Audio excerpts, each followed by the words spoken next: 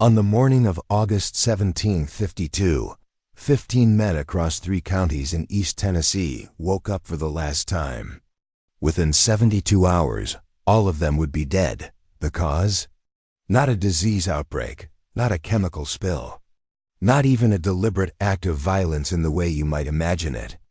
A single mason jar, dropped on a barn floor in Coke County, would set off a chain of retribution so calculated, so methodical, that even hardened federal agents who'd spent decades chasing moonshiners through these mountains would describe it as the most chilling thing they'd ever witnessed.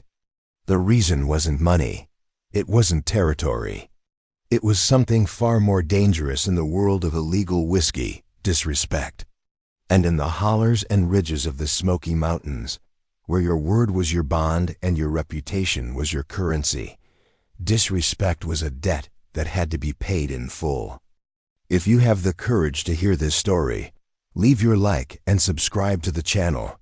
But I warn you, this narrative contains details of deliberate poisoning, family vendettas, and the kind of justice that happens when the law is 100 miles away, and a man's honor is measured in copper stills and clear liquor. To understand how 15 men died over broken glass, you have to understand East Tennessee in 1952, not the Tennessee of Nashville or Memphis, not the Tennessee that tourists would photograph a decade later when the Smokies became a national park destination. This was a Tennessee that lived in the folds of mountains, in communities that measured distance in hours walked rather than miles driven, where the nearest telephone was in town, and town was where you went once a month if you went at all. Coke County sat in the northeastern corner of the state, pressed up against North Carolina like a secret kept between siblings. The county seat, Newport, had a population of 5,800, but nobody counted the people in the hills. They didn't want to be counted. The census taker who drove up into the hollows might find a cabin, or he might find nothing but tire tracks that ended in a creek. Depended on whether folks wanted to be found that day. The economy ran on 3 things: tobacco, timber, and whiskey. 2 of those were legal. The profitable one wasn't. Moonshine wasn't some romantic throwback to pioneer days. It was an industry.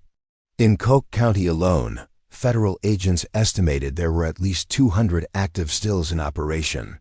That number didn't include the small family operations, the 10-gallon setups running in basements or buried under barns. Those weren't worth the government's time. The big operations, the ones running 1,000 gallons a week, those were worth chasing. Those were also the ones protected by networks of family, neighbors, and men who knew every deer trail and logging road in these mountains better than any revenuers ever would. The math was simple and compelling. A farmer could work 40 acres of tobacco all season and clear maybe $800 if the weather cooperated and the market held. Or he could run a still for 3 months and make $3,000. You didn't need a college degree to understand those numbers. Hell, you didn't need to finish 6th grade. The equipment wasn't complicated. Copper pot, coil condenser, heat source, and corn. Sugar if you could get it cheap. The recipe had been passed down through generations, brought over from Scotland and Ireland, refined in these mountains until it became something distinctly American. The whiskey that came out wasn't the smooth stuff you'd find in a Louisville warehouse. This was white lightning, clear as water, strong enough that it could run a car if you diluted it right. 180 proof wasn't unusual. Some of the high-test stuff hit 200. The community had rules about moonshine that were stricter than any federal law. You didn't steal from another man's still. You didn't sabotage his operation. You didn't sell in his territory without permission. You didn't talk to outsiders about who was making what, where, or how much. These weren't suggestions. They were commandments, and breaking them had consequences that came swifter and more certain than anything the law could deliver. Most importantly, you never, ever interfered with another man's product after it was jarred and sealed. That was sacrosanct. A man's reputation lived in those jars. If someone got sick from bad shine, If someone went blind from wood alcohol contamination, that wasn't just bad luck. That was the distiller's fault, and word spread fast in these mountains. A bad reputation could destroy a family's income for generations. Which is why what happened in Henry Lawson's barn mattered so much. Henry Lawson was 53 years old in the summer of 1952.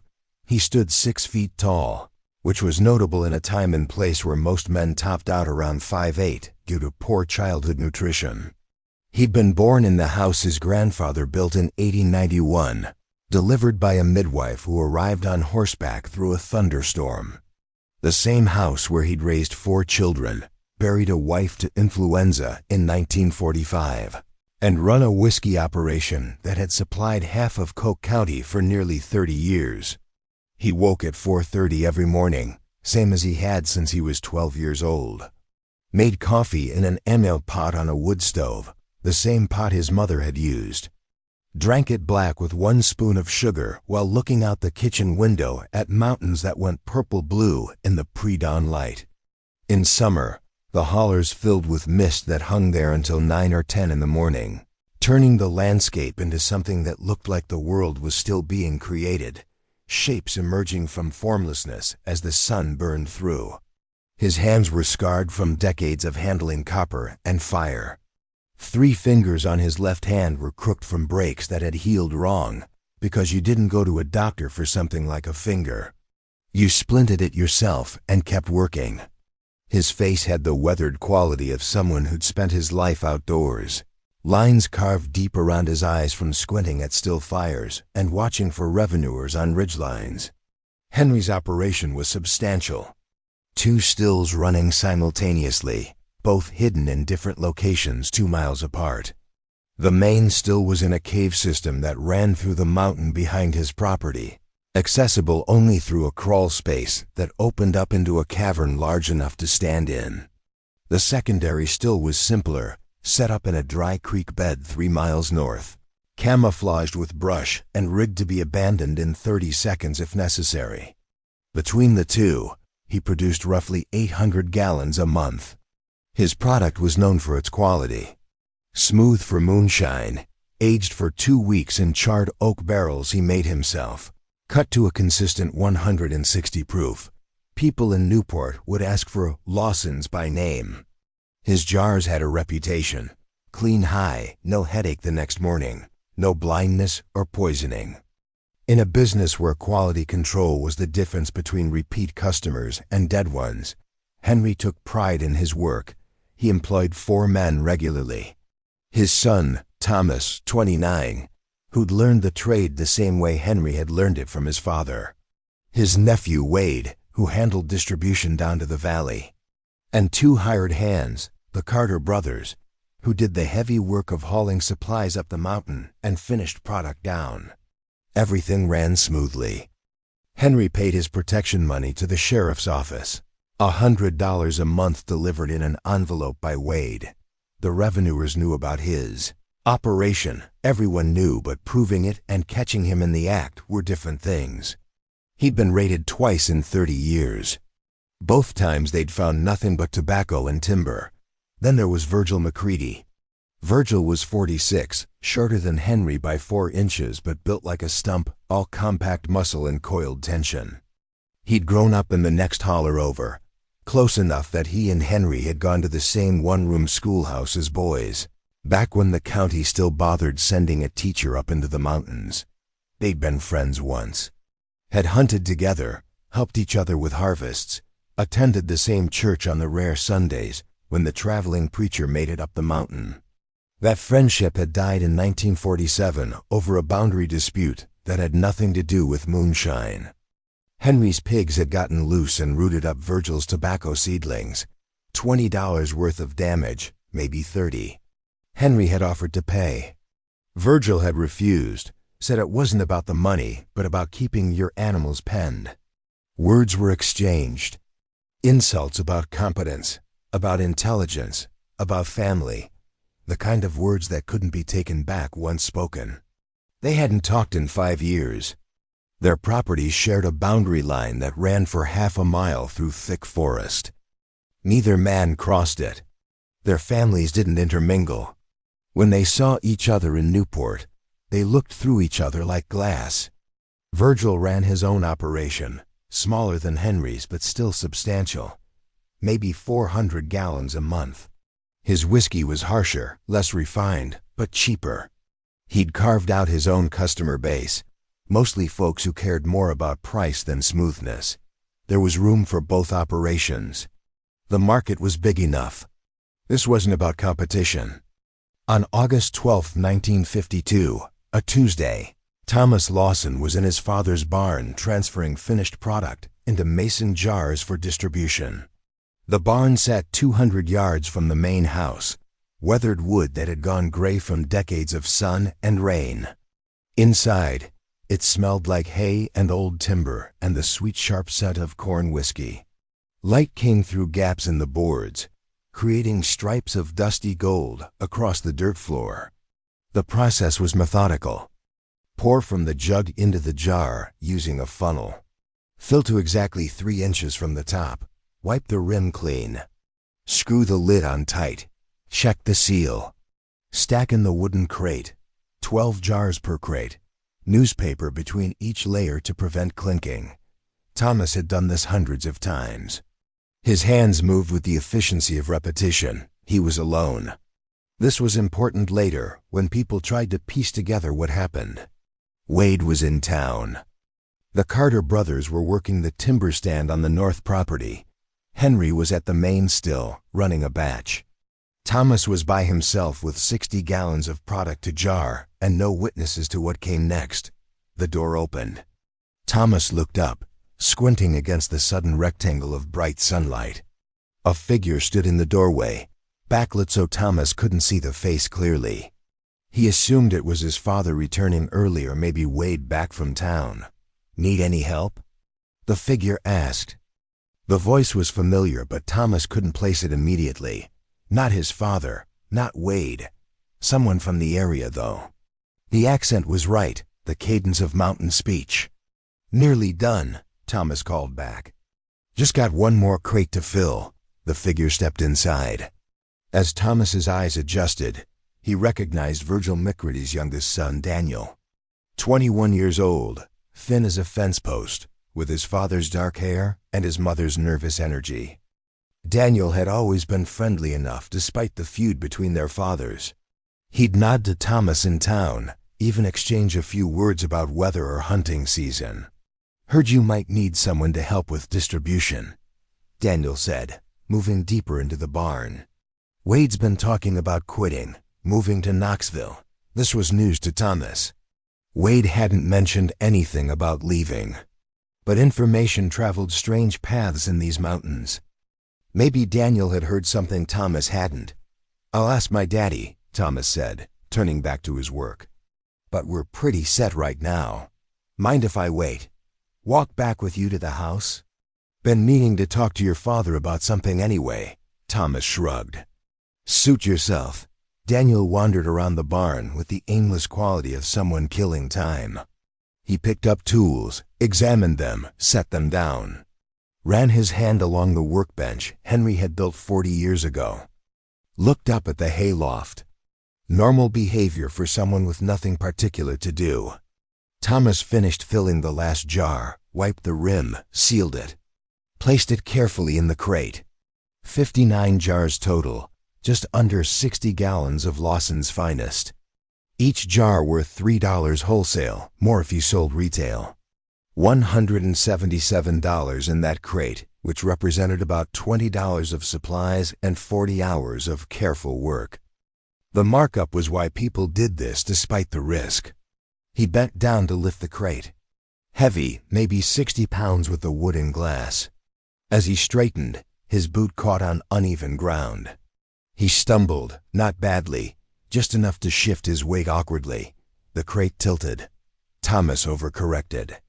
One jar slid out, tumbled, hit the dirt floor. The sound of breaking glass was shockingly loud in the quiet barn. Sharp, final, irreversible. Thomas stood frozen, looking down at the spreading puddle of clear liquid and broken glass. One jar, $3. The money didn't matter. What mattered was that he'd been careless. His father had been jarring product for 3 decades without breaking a single container. Thomas had ruined his record. "Damn," he muttered. Daniel had moved closer, looking at the broken jar. "That's a shame. Don't tell my daddy," Thomas said, half joking. "He'll have my head. Your secret's safe," Daniel smiled. But something in the smile didn't reach his eyes. Thomas grabbed a shovel and swept the glass and liquid toward the barn door, dumping it outside in the weeds. Waste of good whiskey, but better than leaving glass in the barn where someone could step on it. He checked the remaining jars, made sure none of the others were cracked or loose. Everything looked secure.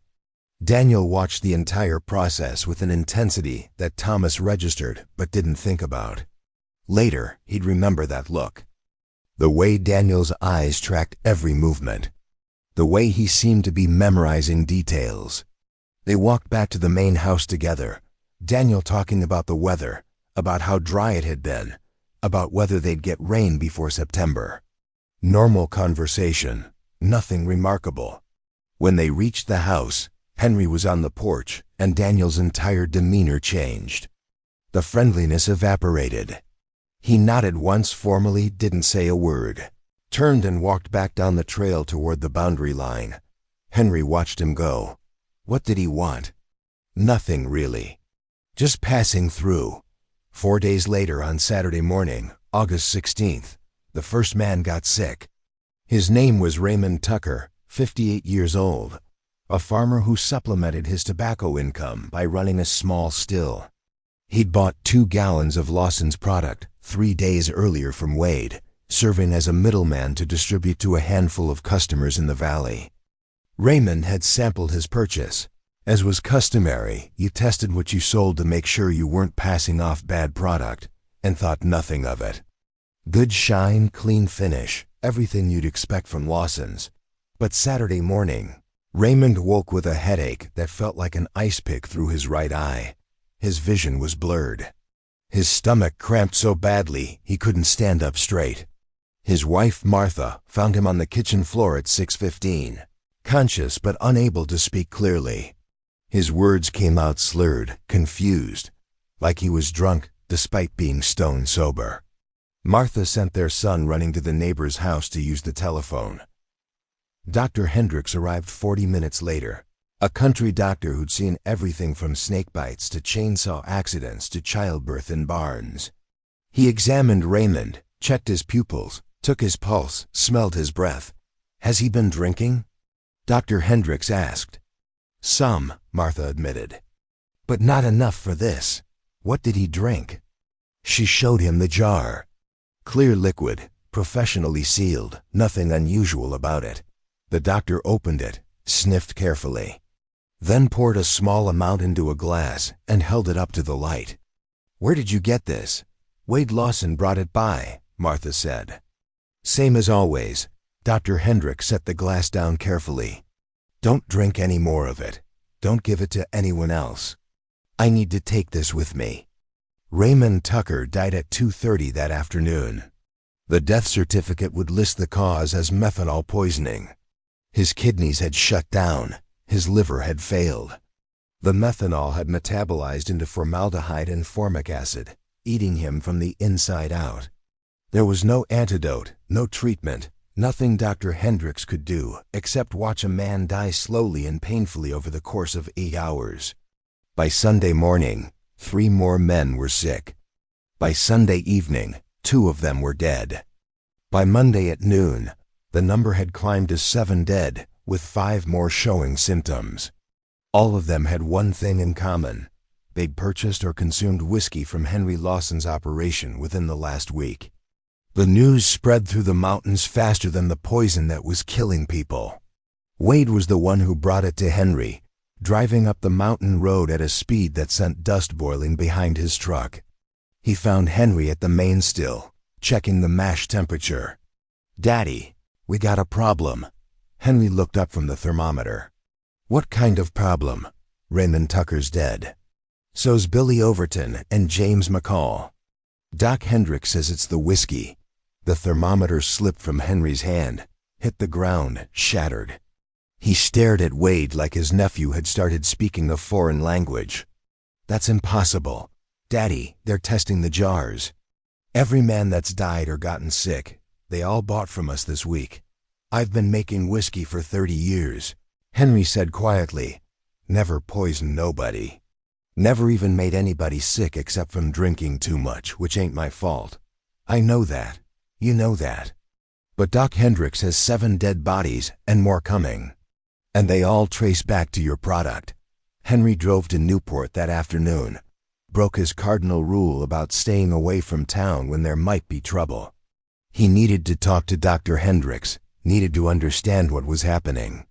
The doctor met him in his office, a single room above the pharmacy with medical certificates on the walls and glass cabinets full of supplies. "I didn't do this," Henry said without preamble. "I know you didn't," Dr. Hendricks replied. "Not intentionally. Not at all. I've been doing this since before you were born. I know how to make clean whiskey." The doctor pulled out a jar, set it on the desk between them.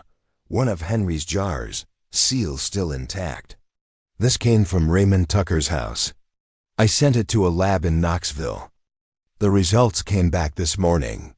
Methanol content is 47%. That's not accidental contamination, Henry. That's deliberate poisoning." The room tilted slightly. Henry gripped the edge of the desk. "How many jars?" "We don't know yet. At least a dozen, maybe more. Every death and illness traces back to product distributed by Wade last Tuesday and Wednesday. We're trying to track down everyone who bought from those batches." "I didn't make bad product," Henry said again, but his voice had lost its certainty. "Then someone tampered with it after you made it. Between your operation and the customer. That's the only explanation." Henry thought about the process. The still was secure. Nobody could access it without him knowing. The product went from still to jug, from jug to jar, from jar to crate. The jars were sealed immediately. Wade handled distribution, but Wade was family. Thomas did the jarring, but Thomas would never. The broken jar. The memory hit him with physical force. Thomas had mentioned it in passing, embarrassed, apologetic about the wasted whiskey. One jar broken in the barn. And Daniel McCready had been there, Virgil's son. Standing in the barn while Thomas jarred 60 gallons.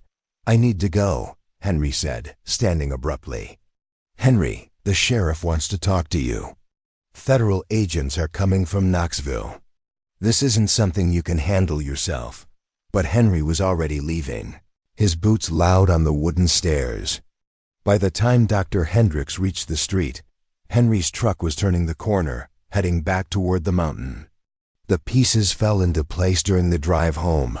Daniel in the barn, watching Thomas work. The broken jar. The conversation afterward, Daniel's odd intensity. The timing of the illnesses 4 days after that Tuesday afternoon.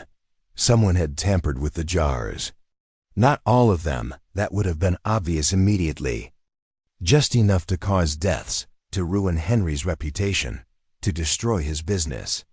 And Daniel McCready had been alone in that barn for at least 10 minutes while Thomas was outside dealing with the broken glass. Methanol. Wood alcohol. You could buy it at any hardware store, sold as fuel or solvent. Pour it into a few jars, reseal them carefully. Nobody would know until someone drank it. And by then it would be too late. Henry's hands gripped the steering wheel hard enough that his knuckles went white. 30 years of building a reputation. Hundreds of customers who trusted his product. All of it destroyed in one calculated act of sabotage. And 7 men dead. 7 families destroyed. Because of a 5-year-old feud over tobacco seedlings. When he reached his property, he drove past the main house and went directly to the boundary line. He parked the truck, grabbed his rifle from the rack, an old Winchester that had belonged to his grandfather, and walked through the woods to Virgil McCready's property. Virgil was chopping wood behind his house, the rhythmic thunk of the axe carrying through the afternoon heat. He saw Henry coming and set the axe down carefully, wiped his hands on his pants. They stood 15 feet apart, two men who'd known each other for 40 years and were now strangers bound by violence. "Your boy murdered 7 men," Henry said. "Don't know what you're talking about."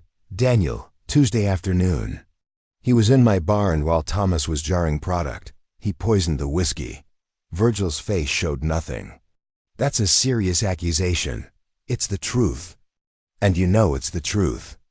Don't insult me by pretending otherwise." A long silence. A crow called from somewhere in the trees. The sun beat down on them, late August heat that made the air shimmer. "Even if that was true," Virgil said carefully, "you can't prove it. Don't need to prove it. I know it." "You know it. That's enough. What are you going to do, Henry? Shoot me? My son? You ain't that kind of man." Henry raised the rifle, not pointing it directly at Virgil, but the implication was clear.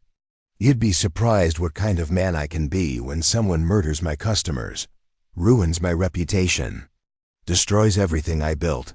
"They were your pigs," Virgil said, and his voice held 5 years of accumulated bitterness. "Your responsibility. You let them loose. You ruined my seedlings. You shrugged it off like it didn't matter. I offered to pay. Money don't fix. Disrespect. So you kill 7 innocent men, men who had nothing to do with our disagreement." "Ain't about them," Virgil said. "It's about you. About showing you that actions have consequences. About making you understand what it feels like when somebody ruins something you spent your life building." The casual admission, the lack of remorse, hit Henry harder than any physical blow. He'd known Virgil was behind it, but hearing it confirmed. Hearing the calculation in his voice made it real in a way that speculation hadn't. "You're going to pay for this," Henry said quietly. "How? Tell the sheriff? He'll want to know about your operation. Federal agents are already coming to investigate. You going to lead them right to your stills? Explain how someone poisoned your illegal whiskey?" Virgil was right. Any official investigation would destroy Henry's operation, even if it cleared him of wrongdoing. The law didn't care about moonshiner feuds. They cared about catching moonshiners. Henry lowered the rifle, turned and walked back through the woods to his truck. Behind him, he heard Virgil pick up the axe and resume chopping wood. The sound followed him all the way to the property line. That night, Henry sat at his kitchen table with Thomas and Wade. The house was dark except for a single kerosene lamp. Moths battered against the window screens. Somewhere in the distance, a dog barked, the sound carrying through the still air. "We need to destroy the stills," Wade said. "All of them. Get rid of everything. They're going to come looking, and when they do—" "No," Henry interrupted. "Daddy, we don't have a choice. 7 men are dead from our product. Poisoned or not, it came from us. The agents won't care about the details." I said no. Henry's voice was flat, emotionless. "We're not destroying anything." Thomas looked at his father with growing concern. "What are you planning?" "Justice." The word hung in the air between them. Wade and Thomas exchanged glances. "Virgil?" Thomas asked. "And Daniel? And anyone else who helped them?" "Daddy, you can't—" "I can," Henry said. "And I will. They killed 7 men to get to me. They destroyed our reputation. They made it so we can't do business even if the law doesn't catch us. Nobody's going to buy Lawson's product ever again. Even people who know we didn't deliberately poison anyone, they'll wonder, they'll hesitate. And hesitation is death in this business." Wade leaned forward. "So what are you thinking?" "They used poison. That's coward's weapon, but it's effective. And if it works one way, it can work another." Thomas stood up abruptly. "No, absolutely not. Sit down. I'm not going to be part of mass murder. Sit down." The command came out hard enough that Thomas flinched. He sat. Henry looked at both of them, his face carved from stone in the lamplight. 7 men are dead. Their families are grieving. Their children don't have fathers. All because of a 5-year-old grudge about tobacco seedlings. Virgil and Daniel did this deliberately. Calculated. They chose their poison. They chose their targets. They chose to murder innocent men to hurt me. So we call the sheriff, Wade said. We tell them what happened. We cooperate. We take our chances and spend the next 10 years in federal prison. Watch our families starve while we're locked up. You think the government cares about moonshiner feuds? They'll charge us with manufacturing illegal alcohol, distribution, probably racketeering. They've been wanting to shut down Coke County operations for decades. This gives them the perfect excuse. Nobody had a counter-argument. The federal stance on moonshine was clear and uncompromising. The Treasury Department's alcohol tax unit didn't distinguish between good moonshiners and bad ones. They wanted everyone shut down, locked up, made an example of, so we disappear? Thomas asked. Run? We exact payment. Then we decide what comes next. How? Wade's question was practical, not moral. He'd already crossed into acceptance. Henry stood, walked to the cabinet above the sink, pulled out a mason jar half full of clear liquid. Set it on the table, the same type of jar that had killed 7 men. Virgil used our product against us, poisoned it, distributed it to our customers. We're going to return the favor. Over the next 48 hours, Henry Lawson became something he'd never been before, a cold, methodical killer. He didn't think of it as murder. He thought of it as balance. 7 men had died from poisoned whiskey. More would die, but this time the targets would be chosen with precision. The Appalachian Code of Justice was older than the United States government.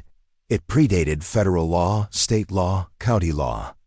It was simple and brutal and effective. An eye for an eye, measured exactly. 7 deaths required 7 deaths. Not 6, not 8, 7. But Henry's calculation went deeper. Daniel had poisoned the jars. Virgil had ordered it. That was 2. Who else had been involved? Who else had known? Virgil's other sons. His brothers? His associates?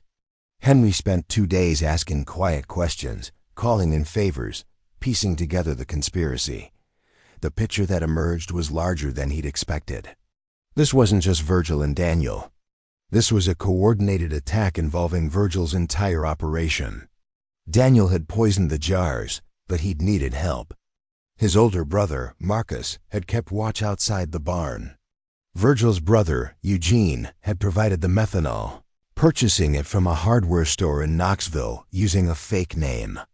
2 of Virgil's regular customers had been told to spread rumors about Lawson's product going bad even before the poisonings occurred, setting up the narrative. And 4 other moonshiners, competitors who'd resented Henry's dominance, had contributed money to fund the operation. A collective hit job disguised as a feud. When Henry had the complete list, he laid it out on the kitchen table. 11 names total. The 7 who'd actively participated in the poisoning. The 4 who'd financed it. He crossed out 4 names, the financiers. Their crime was greed, not murder. He'd deal with them differently. That left 7 names, perfect symmetry. Virgil McCready, Daniel McCready, Marcus McCready, Eugene McCready. And 3 others, Raymond Potts, Samuel Goines, and Luther Quinn. Each had played a role. Each would pay the price. The method had to be identical. Poisoned whiskey. Methanol contamination. The same death they'd inflicted on innocent men. Henry didn't believe in being creative with revenge. He believed in absolute equivalence. He purchased 5 gallons of methanol from 3 different hardware stores in 3 different towns, paying cash, keeping his face hidden under a hat. Mixed it with whiskey in precise ratios, not enough to taste wrong, just enough to be lethal. Then came the delicate part, distribution. Each of the 7 targets had their own drinking patterns, their own sources. Virgil bought from his own stills. Daniel did the same. But they also bought from others occasionally, sampling competition, checking quality. And they all frequented the same places, the same private clubs and backroom establishments where illegal whiskey was sold openly to those who knew the right people. Henry used his network. The same network that had made him successful for 3 decades. He called in every favor, leveraged every connection. Wade and Thomas helped, though Henry could see the moral weight crushing his son. Thomas was 29 years old, and he was helping his father plan multiple murders. There was no coming back from this. No returning to the man he'd been 2 weeks ago. The poisoned jars were distributed over 3 days. Each one carefully labeled with false origin markers. Each one sold through channels that would seem natural to the targets. A jar to Virgil through a shared customer who thought he was just doing business. A jar to Daniel through a contact in Newport. Marcus through another route. Eugene through another. The art was in making it seem random. Making it look like bad product was circulating from multiple sources. No pattern. No single point of contamination. Just bad luck and bad whiskey hitting the market simultaneously. Raymond Potts died first, on Friday evening, August 22nd. He'd sampled his purchase earlier in the day, thought nothing of it, gone about his business. By dinner time he was vomiting blood. By midnight he was unconscious. By dawn he was dead. His wife found him in the bedroom, eyes open, staring at nothing. Samuel Goines died Saturday afternoon. Luther Quinn Saturday night. The pattern was emerging, but nobody was connecting the dots yet. 3 moonshiners dying in 2 days looked like an outbreak, not a targeted attack. Dr. Hendricks was overwhelmed, treating cases as they came in, trying to track the source of contaminated product. Sunday morning, Eugene McCready woke with the same symptoms Raymond Tucker had experienced a week earlier. Blinding headache, blurred vision, abdominal pain. He knew immediately what was happening. He'd helped Daniel acquire the methanol. He understood the symptoms. He dragged himself to the telephone, called Virgil. "It's happening to us," he gasped. "The whiskey. Someone poisoned it. Where did you get it?" "Same place as always.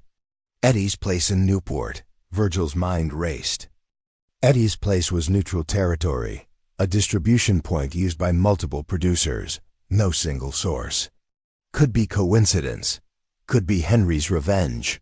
Could be Eugene died while Virgil was thinking. The line went dead mid-sentence. Virgil stood in his kitchen, holding the silent telephone, the pieces finally clicking together. This was retaliation, precise, calculated. 7 men from Virgil's organization dying the same way 7 of Henry's customers had died. The symmetry was too perfect to be accidental. He called his sons together.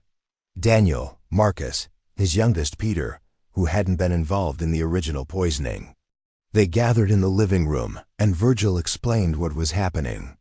"Henry Lawson is killing us," he said simply. "Same way we killed his customers, poisoned whiskey, 4 down. 3 to go." Daniel's face went white. "How do we stop him?" "We don't. We either run or we die. Those are the options. We can fight back," Marcus said. "Hit him before he hits us." "With what?" "He's got the element of surprise. He knows who is involved. He's got a list and he's working through it.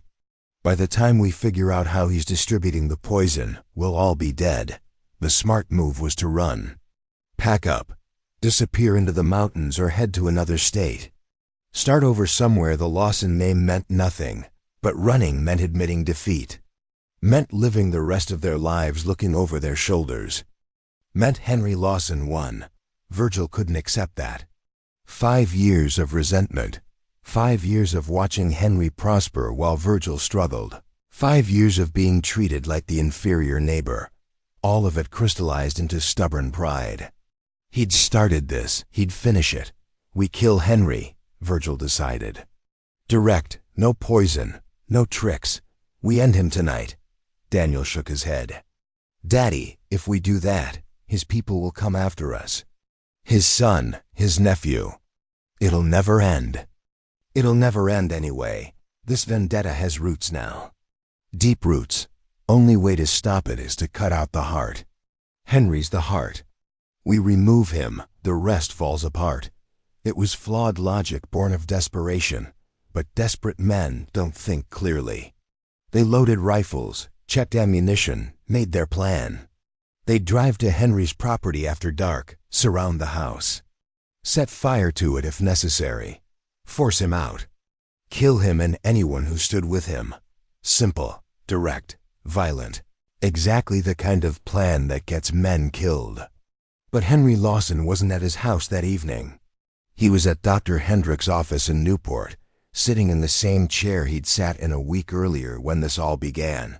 5 more dead, the doctor said. All moonshiners, all methanol poisoning.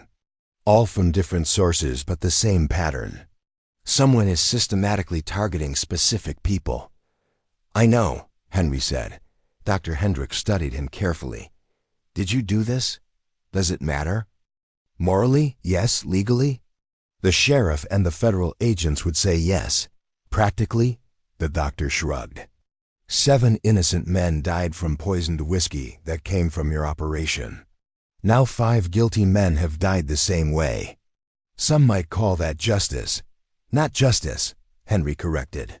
Accounting. A ledger balanced. 7 for 7. You have 2 more names on your list? Henry didn't answer, didn't need to. His silence confirmed everything. What happens after? Dr. Hendricks asked. After you finish your accounting? The federal agents are in town. They're investigating every moonshine operation in the county. Your name keeps coming up. They want to talk to you. They want to visit your property. You can't dodge them forever. Don't intend to. Soon as this is done, I'm shutting down. Destroying my stills, going straight. 30 years is enough. And Virgil? His people? They're going to accept this? They won't have a choice.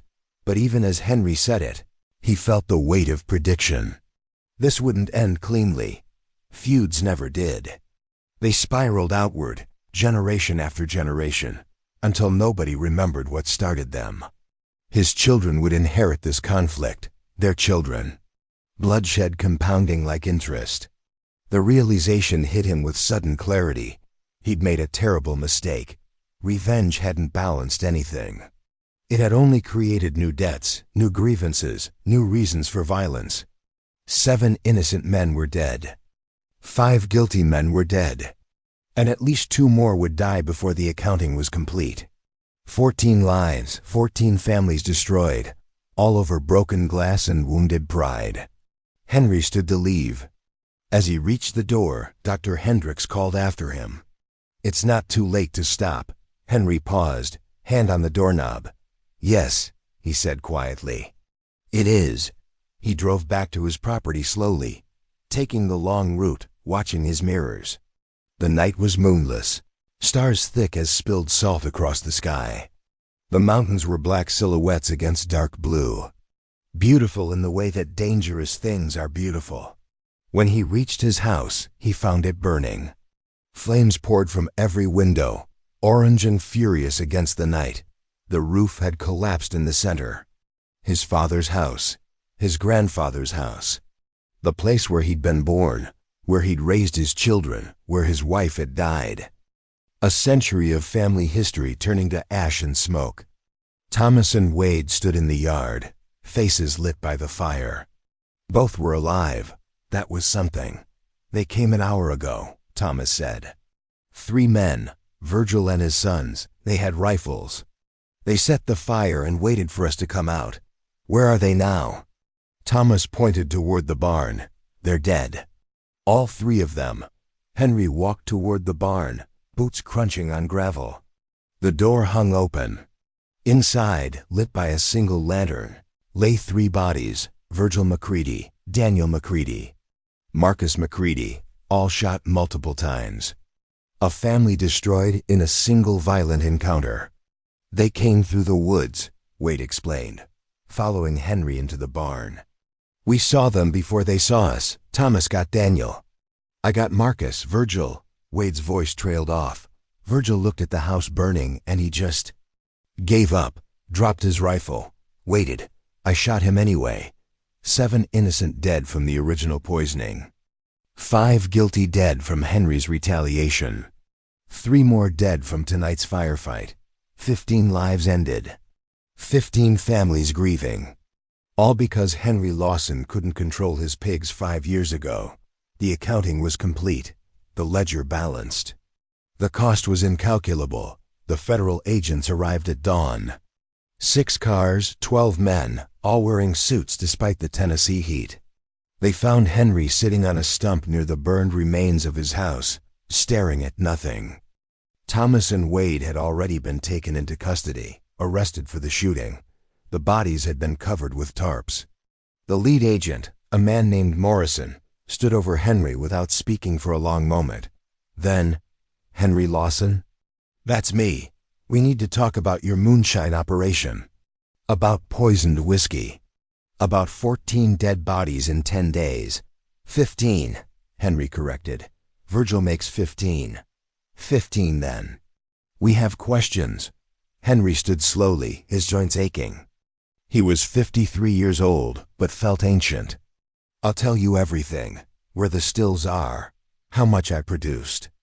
Who I sold to. All of it. I'm done." The confession took 6 hours. Henry laid it all out. 30 years of illegal production, the distribution network, the protection money paid to local officials, the locations of his stills. He told them about Virgil's sabotage, about Daniel poisoning the jars, about his calculated retaliation. He didn't try to justify or minimize. He simply explained cause and effect. When he finished, Agent Morrison sat back in his chair. They were in a makeshift interrogation room set up in Newport's town hall. A single window showed the main street, where people were going about their lives, unaware that an entire criminal enterprise was being dismantled 3 floors above them. "You're going to prison," Morrison said. "You understand that?" "Yes. Probably 15 years, maybe more. Manufacturing illegal alcohol, distribution. We might be able to charge you with the retaliation killings depending on what the prosecutor decides." "I understand. Was it worth it?" The question came out more curious than judgmental. Henry thought about 7 innocent men dying. About 5 guilty men dying in response. About his house burning. About Virgil and his sons lying dead in the barn. About his own son and nephew in custody. About 3 decades of work destroyed in 10 days. "No," he said finally. "It wasn't worth it." The trial happened in February 1953. The courthouse in Sevierville was packed, every seat filled. People standing in the back. Reporters from Knoxville and Nashville. The story had gained national attention. Tennessee Moonshine Vendetta leaves 15 dead. Some newspapers called it the Mason Jar Murders. Others went with blood whiskey. Killings. The prosecution laid out the timeline methodically. The original poisoning. The 7 innocent deaths. Henry's retaliation. The 5 targeted killings. The final shootout. They showed photographs of the victims, read testimony from widows and children, entered evidence showing the methanol contamination. The defense didn't deny the facts. Instead, they argued context, mountain justice, the failure of official law enforcement to protect moonshiners from each other, the impossibility of going through official channels without destroying your own livelihood. They painted Henry as a man forced into an impossible situation, defending his reputation and his family the only way available. The jury deliberated for 40 minutes. Guilty on all counts. Manufacturing illegal alcohol. Guilty. Distribution. Guilty. Voluntary manslaughter in the deaths of 5 men. Guilty. Possession of illegal weapons. Guilty. The judge, a man named Harlan Tucker, no relation to Raymond Tucker, the first victim, delivered the sentence 3 days later. "Mr. Lawson, you have admitted to 30 years of criminal enterprise. You have confessed to deliberately poisoning 5 men in retaliation for the poisoning of your customers. You participated in a shootout that left 3 more men dead. The total body count associated with your actions is 15 human beings. 15 families destroyed. 15 lives ended. The law is clear on these matters. Illegal manufacture and distribution of alcohol. Multiple counts of manslaughter. Weapons charges. The prosecution has recommended 30 years in federal prison. The defense has asked for leniency based on provocation and the unique circumstances of mountain justice. I have considered both arguments. I have also considered the victims. Men who died horrible deaths from methanol poisoning, their bodies destroyed from the inside out. Families left without fathers, without husbands, without sons. Communities torn apart by violence and fear. Mr. Lawson, you are hereby sentenced to 20 years in federal prison for the manufacturing and distribution charges, to run concurrently with 15 years for the manslaughter convictions. Total time to be served, 20 years with possibility of parole after 12. Additionally, all property and assets involved in your illegal operation are hereby forfeited to the federal government. Your land, your equipment, any proceeds from your criminal enterprise. Do you have anything to say? Henry stood. The courtroom went silent. Every person present leaned forward slightly, waiting to hear what a man who'd confessed to multiple killings might say in his final moment before imprisonment. I spent 30 years making whiskey, Henry said, his voice carrying through the room. Good whiskey, clean whiskey. I never poisoned nobody. Never made anyone sick on purpose. Never cheated a customer. I took pride in my work, even though the government said it was illegal. Then someone attacked my reputation. Someone deliberately poisoned my product and killed 7 innocent men. The law couldn't help me. The sheriff couldn't help me. If I'd cooperated with the federal agents, I'd have been arrested for the same crimes I'm being sentenced for today, and the men who actually committed murder would have walked free. So I took justice into my own hands. I killed 5 men. I planned it. I executed it. I don't apologize for that. Those men murdered innocent people to hurt me. They paid the price for that crime. But I'll tell you what I do regret. Starting down this path in the first place, not the moonshine. The moonshine was honest work in its own way. I regret letting a feud grow from nothing. I regret letting pride and wounded honor matter more than sense. I regret that my pigs got loose 5 years ago and I didn't do enough to make it right. Because all 15 deaths started with broken glass. First the mason jar in my barn. But really, it started with the broken relationship between me and Virgil McCready. And that glass can never be put back together. The people who died can't be brought back. The families can't be made whole. So if there's a lesson here, it's this: let things go. Don't let pride turn into grudges. Don't let grudges turn into feuds. Don't let feuds turn into graveyards. Because once you start down that path, there's no stopping until everyone's destroyed. Henry Lawson served 16 years in federal prison. He was released in 1969, a 69-year-old man returning to a Tennessee that had changed beyond recognition. The moonshine industry he'd known was mostly gone, replaced by legal distilleries and changing attitudes toward alcohol. His son Thomas had moved to Knoxville, started a legitimate business, refused to speak to his father. Wade had disappeared, last heard from in Texas in 1955. The property that had been in the Lawson family for 70 years had been sold at auction. Bought by the state, eventually turned into part of the expanding Great Smoky Mountains National Park. Virgil McCready's youngest son, Peter, the one who hadn't been involved in any of the violence, had also moved away. Built a life in Virginia, never returned to Tennessee. The McCready property was abandoned, gradually reclaimed by forest in time. Dr. Hendricks was still practicing in Newport when Henry was released. He was the first person Henry visited. "Did we learn anything?" the doctor asked over coffee in his office. He was 78 now, planning to retire the following year. "We learned that vengeance is easy and pointless," Henry said. "We learned that pride kills more surely than poison. We learned that mountains don't care about our feuds. They were here before us. They'll be hereafter. And all our violence and anger means nothing to them." Henry Lawson died in 1975, 6 years after his release. He was 75 years old. He died alone in a rented room in Knoxville, working as a janitor at an elementary school. His obituary was 3 sentences long.